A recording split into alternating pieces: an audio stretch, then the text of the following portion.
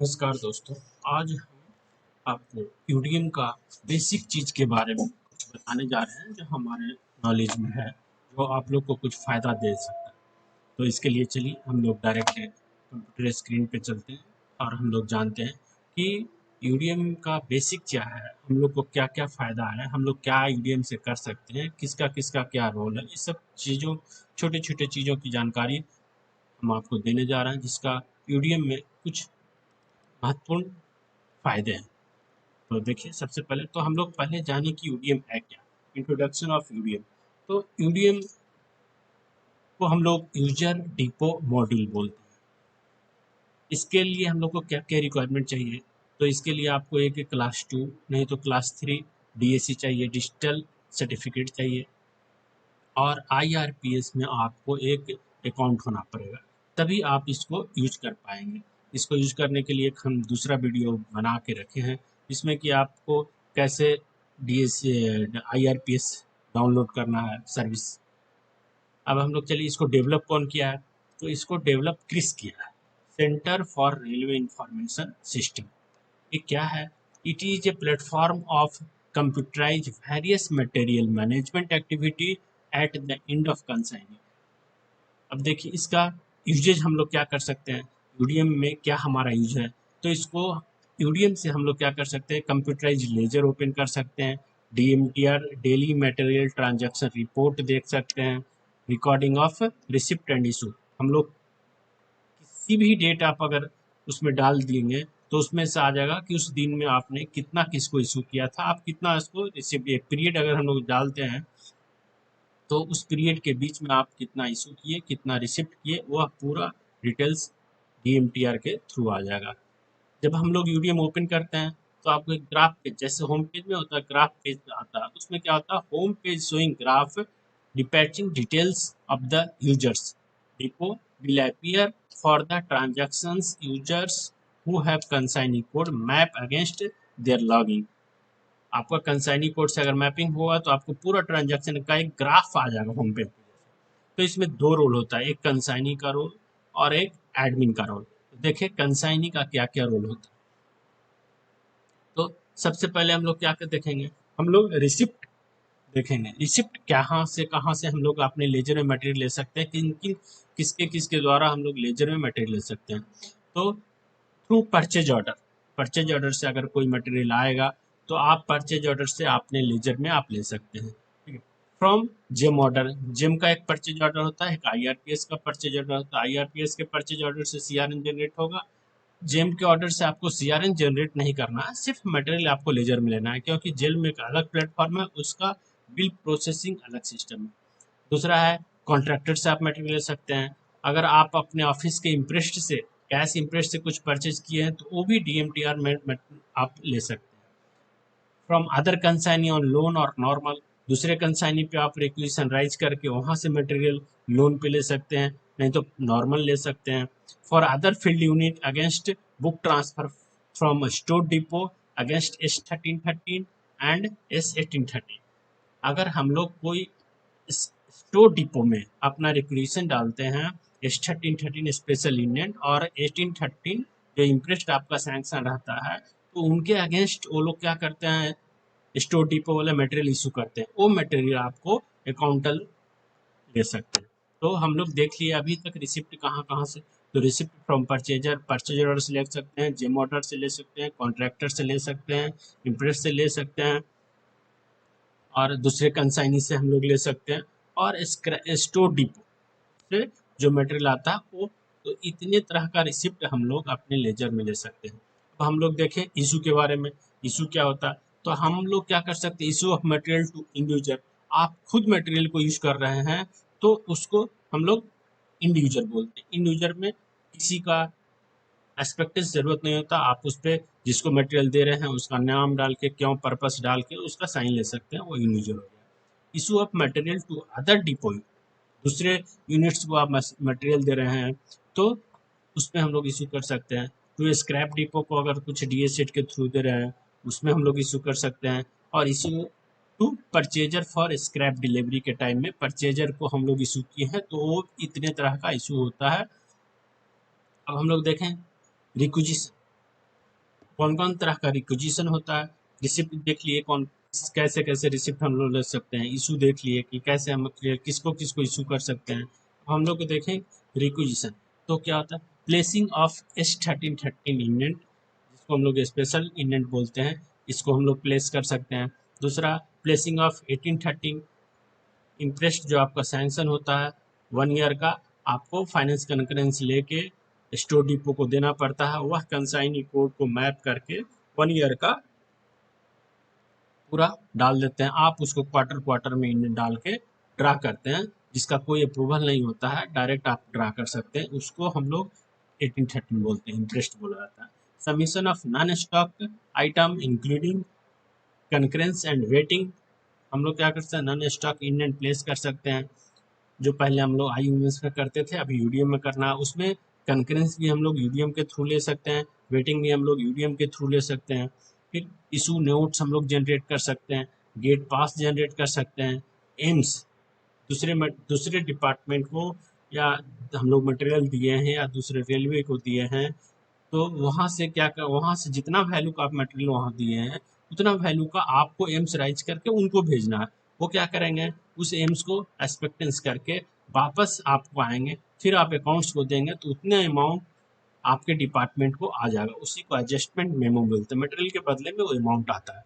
दूसरा, आप इसमें SMS अलर्ट भी सुविधा है, SMS alert to stock holder if stock falls below threshold limit defined by user. लेकिन इसके लिए आपको क्या करना है, लेजर बनाते समय इसका ध्यान रखना है कि मिनिमम कितना हमको होना है, अगर उससे नीचे आ गया तो ऑटोमेटिक आपको SMS अलर्ट आएगा। तो इसमें SMS अलर्ट का भी सुविधा है, अगर जो कि नेसेसरी, जैसे मेडिसिन डिपार्टमेंट हॉस्पिटल के लिए, तो उसमें मेडिसिन का इन लेजर बनाते समय उनको एक रखना पड़ेगा, आपकी 10 या 100 से कम हो गया तो अलर्ट आना। अगर उस सुविधा को हम लोग क्लिक करेंगे या उस प्रोविजन को लिखेंगे या चूज करेंगे तभी आपको अलर्ट आएगा, जनरली अलर्ट नहीं आएगा। और उसके लिए हम लोग को अलर्ट बनाना पड़ता है, लेजर क्रिएट करने के टाइम ही अलर्ट का प्रोविजन रखना पड़ेगा। अब क्या होता है, आई पास फॉर CRN CRC, इसी से हम लोग क्या करते हैं, CRN बनाते हैं, CRC बनाते हैं, जो कि IRPS से लिंक, आई पास से लिंक हम लोग यहाँ बनाएंगे, वो आई पास में। इसमें क्या होता है कि जब परचेज ऑर्डर के थ्रू आपको मटेरियल आएगा तो उसमें दो तरह का पेमेंट होता है, एक part payment, final payment. 100% payment है तो आपको CRN बनाना है, पार्ट पेमेंट है तो CRC बनाना है, और क्या करना है उसको, फिर अप्रूवल होके, ऑफिसर से अप्रूवल होके वो डायरेक्ट पार्टी को चला जाता है, पार्टी वहाँ ऑनलाइन IRPS में बिल को सबमिट करता है, जो कि फाइनेंस डिपार्टमेंट में आई पास में आ जाता है। तो ये आई पास का IRPS का लिंक हुआ है इसमें। रिजेक्शन ऑफ मटेरियल, तो इसमें हम लोग दो तरह का रिजेक्शन होता है, इसमें मटेरियल को हम लोग रिजेक्ट भी कर सकते हैं। अगर आपको परचेज ऑर्डर के थ्रू मटेरियल मिला है, तो मटेरियल आपके पास आया और वह परचेज ऑर्डर के कंडीशन के अनुसार नहीं है, कुछ वेरिएशन है, तो आप इनिशियल रिजेक्ट ही कर सकते हैं, वहाँ से ऑटोमेटिक परचेज रिजेक्ट हो जाएगा, PO रिजेक्ट हो जाएगा, और उसका 10% टोटल वैल्यू का 10% उसको पेनाल्टी हो जाएगा। दूसरा रिजेक्शन क्या है, PO में वारंटी रहता है, जो आपको लेजर लेने के टाइम में ऑटोमेटिक आ जाएगा कि आपका मटेरियल इतना दिन तक वारंटी के अंदर है। अगर पार्टी नहीं सुनता, कुछ रिपेयर है, वारंटी के पीरियड में कुछ रिपेयर है, पार्टी को हम लोग फ़ोन कर रहे हैं, पार्टी नहीं आ रहा, तो आपको अब परेशान होने की सुविधा नहीं है, परेशान होने की आवश्यकता नहीं है। इसमें बहुत ही अच्छा प्रोविज़न दिया हुआ है, रिजेक्शन मटेरियल ऑफ मटेरियल, जो बहुत कम आदमी को अभी भी मालूम है।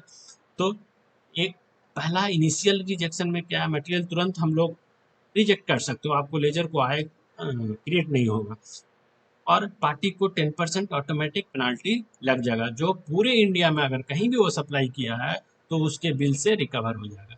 सेकंड है वारंटी रिजेक्शन। वारंटी रिजेक्शन क्या है कि आपका मटेरियल जो आता है उसका कुछ वारंटी रहता है, PO में देखेंगे वारंटी कंडीशन कितना, 30 एज पर IRS कंडीशन है तो 30 डेज 30 मंथ का होता है। अगर 1 ईयर का कुछ है या 2 ईयर्स का वारंटी है, वो PO के कंडीशन के अनुसार होता है। लेकिन उस विथिन पीरियड में अगर मटेरियल खराब हो गया तो आप वारंटी रिजेक्शन कर सकते हैं। वारंटी रिजेक्शन होने के बाद क्या होगा, उसको आके रिपेयर करना होगा। अगर वह रिपेयर नहीं करता है तो आप वारंटी रिजेक्शन को स्टोर डिपार्टमेंट को फॉरवर्ड करेंगे तो उस पर पेनाल्टी 10% पेनाल्टी डाल देगा। वो क्या पूरे इंडिया रेलवे में कहीं भी उसका बिल रहेगा तो वहाँ से उसका रिकवरी होगा। फिर इसमें क्या है, स्टॉक वेरिफिकेशन होता है। तो स्टॉक वेरिफिकेशन दो तरह का होता है, एक डिपार्टमेंटल स्टॉक वेरिफिकेशन, एक अकाउंट स्टॉक वेरिफिकेशन। जो आईएस से करते हैं अकाउंट स्टॉक वेरिफिकेशन, जो अकाउंट्स वाले डिपार्टमेंट के आके लोग चेक करते हैं, तो वह यूडीएम में ही करेंगे। अगर कुछ वेरिएशन होगा तो यूडीएम में ही वो स्टॉक वेरिफिकेशन जनरेट करेंगे। दूसरा डिपार्टमेंटल स्टॉक वेरिफिकेशन, जो आपके ऑफिसर्स आके चेक करते हैं कि आपके लेजर, ऑनलाइन लेजर और फिजिकल बैलेंस दोनों सेम है कि नहीं। अगर कुछ नहीं है तो वो लोग भी कुछ जनरेट उसमें रिमार्क्स में लिख सकते हैं। अब हम लोग क्या है इसमें report, we can able to see what are the items available with other consignee in Indian Railway. पूरे इंडियन रेलवे में किसके पास क्या है सब हम लोग देख सकते हैं। इतना अच्छा यूडीएम का इतना अच्छा फीचर्स है, बहुत ही अच्छा फीचर्स है। अगर आप लोग इसको यूज करना स्टार्ट कर दिए, इसका पूरा इन्फॉर्मेशन आपको मिल गया तो बहुत मैनुअल से बहुत ही आसान है। पहले हम लोग को यह सुविधा नहीं होता था कि उसके पास क्या है फ़ोन करके पूछना पड़ता। अभी आपको फ़ोन करने के पूछने की किस ज़रूरत ही नहीं है। आप डायरेक्ट देख सकते हैं पूरे इंडिया रेलवे में किसी कंसाइनी के पास कौन सा मटेरियल है, आइटम वाइज नहीं तो उसका पूरा लेजर, एवरीथिंग इज विजिबल। देखिए ये हम लोग का पूरा अभी तक कंसाइनी का role, information of UDM, receipt में इशू, सीआरएन सबके देखिए। अभी हम लोग देखें एडमिन का रोल होता है। एडमिन का रोल क्या होता है, तो एडमिन के पास लेजर नहीं होता, उनका कंसाइनी कोड नहीं होता है। वो लोग क्या कर सकते हैं, वो लोग पोस्ट क्रिएट कर सकते हैं। एडमिन से कंसाइनी को यह पावर नहीं है पोस्ट क्रिएट करने का, ओनली एडमिन को पोस्ट क्रिएट करने का पावर है। सर्टिफिकेट चेंज, कंसाइनी भी सर्टिफिकेट चेंज कर सकते हैं। किसी का अगर सर्टिफिकेट एक्सपायर हो गया तो कंसाइनी भी कर सकता है और एडमिन कर सकते हैं, यह पावर दोनों को मिला हुआ है। कंसाइनी मैप कोड मैपिंग, अगर कुछ नया कंसाइनी आ गया, कुछ नया पोस्ट क्रिएट हो, कुछ कंसाइनी नया कंसाइनी कोड हुआ, कुछ नया यूनिट डेवलप हो गया, तो हम लोग उसको क्या करेंगे, सबसे पहले कंसाइनी कोड लेंगे जो स्टोर डिपार्टमेंट वाले देते हैं। कंसाइनी कोड लेने के बाद उनका पोस्ट क्रिएट करेंगे, कंसाइनी मैपिंग करेंगे। तो यह एडमिन पावरिंग, ओनली एडमिन के पास है power. Updation, update profile of consignee, अगर कोई कंसाइनी चेंज हो गए, ट्रांसफ़र हो गए, तो उनका प्रोफाइल भी हम लोग एडमिन के द्वारा चेंज कर सकते हैं। उनका नेम चेंज कर सकते हैं, डेट ऑफ बर्थ चेंज कर सकते हैं, मोबाइल नंबर चेंज कर सकते हैं। ये सब पावर एडमिन के पावर है। Approval of CRN, CRC, starting 13, डीएस8, एमसीटीसी, ये सब अप्रूवल पावर एडमिन को दिया हुआ। कंसाइनी को यह पावर नहीं है। कंसाइनी को पोस्ट क्रिएट करने का पावर नहीं है, कोड कंसाइनी कोड मैपिंग का पावर नहीं है, अप्रूवल पावर नहीं है। सीआरएन और सीआरसी को कंसाइनी अप्रूव नहीं कर सकता, ओनली जनरेट कर सकता है। स्टार्टिंग अप्रूव नहीं कर सकता है, ओनली जनरेट कर सकता है। सिर्फ एडमिन को यह अप्रूवल पावर दिया गया। सर्च आइटम में दोनों से देख सकते हैं, कंसाइनी भी देख सकते हैं और एडमिन भी देख सकते हैं कि किसके पास कौन सा आइटम है। रिपोर्ट के वेरियस आइटम है, वेरियस आइटम थ्रू हम लोग सर्च आइटम दे सकते हैं किसके पास क्या है नहीं। Officer can not make basic transactions of receipt issue accountant what they view various report transaction। Officer material issue नहीं कर सकते, रिसिप्ट नहीं कर सकते क्योंकि उनको कंसाइनी कोड होता नहीं है। तो ऑफिसर को रिसिप्ट इशू लेजर ये सब नहीं होता है। Officer can not be map to a consignee code, उनको कंसाइनी कोड नहीं हो, ओनली अप्रूवल पावर। अब हम लोग देखें सब कंसाइनी क्या होता है, वर्क लोड कभी कभी ज़्यादा हो जाने के बाद एक ही कंसाइनी, अगर बड़ा कंसाइनी यूनिट है तो उसमें हम लोग दो कंसाइनी कोड नहीं ले सकते हैं, एक ही कंसाइनी कोड रहता है। तो उसमें अगर ज़्यादा वर्कलोड है तो उसके लिए हम लोग क्या करेंगे, एक सब कंसाइनी जनरेट करेंगे। सब कंसाइनी क्या जनरेट होने से क्या होता है, कंसाइनी कोड दोनों का मैपिंग एक ही रहेगा, एक मेन कंसाइनी रहेगा, एक सेकेंडरी कंसाइनी। मेन कंसाइनी और सेकेंडरी कंसाइनी, मेन कंसाइनी भी अपना काम कर सकता है ईवीएम में, उनका अलग डिजिटल सिग्नेचर से रहेगा, और सब कंसाइनी भी अलग काम कर सकते हैं, उनका भी। It is a secondary users, सब कंसाइनी एक सेकेंडरी यूजर है and he can perform all the activities as per allotted privilege.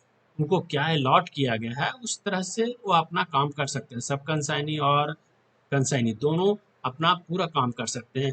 सब कंसाइनी अलग लेजर मेंटेन कर सकते हैं, सब कुछ कर सकते हैं, बट सब consignee will work independently and will maintain their separate ledger, but main consignee will responsible for receipt issue account it। ये तीन चीज बहुत ही इंपॉर्टेंट है। सब कंसाइनी कुछ भी कर सकता है, जो कंसाइनी करेगा वह भी सब कंसाइनी करेगा, लेकिन सब कंसाइनी रिसिप्ट के लिए रिस्पॉन्सिबल नहीं है, इशू के लिए रिस्पॉन्सिबल नहीं है, अकाउंटल के लिए रिस्पॉन्सिबल नहीं है। वह रिसिप्ट देख कर सकता है, इशू भी कर सकता है, अकाउंटल भी ले सकता है, लेकिन इसका responsible only consignee, main consignee को रहेगा। सब कंसाइनी रिसिप्ट ले लेगा, इशू कर देगा, अकाउंटल भी कर लेगा, लेकिन यह पूरा रिस्पॉन्सिबल सिर्फ मेन कंसाइनी को। धन्यवाद।